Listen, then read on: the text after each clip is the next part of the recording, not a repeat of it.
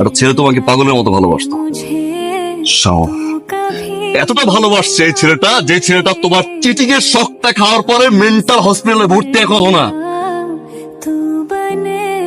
একটা বারো খোঁজ নেওয়ার দরকার মনে হয়। একটা ছেলে আমার মতো বাজার করে নিয়ে আসতো তোমার বাসার সামনে, সে পানি চাইতো, তুমি পানি দিতে রাখো না। তোমার জন্য শপিং করতো, শপিং করে তোমার বাসায় এক কাপ চা খাইতে চাইতো না, তুমি দিতা না।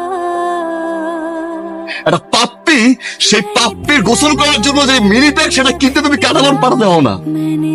অথচ একটা মানুষকে তুমি মানুষ হিসেবে কেয়ার করো। প্রতিটা ছেলে তোমাকে ভালোবাসবে, আই লাভ ইউ বলবে, পিছে পিছে ঘুরবে। এই খানিক সময় বিরতির জন্য প্রতিটা ছেলে পড়াশোনা বাদ দিয়ে তোমার পিছে বসে থাকতো। কি আই নো, এখন তুমি কি বলবে?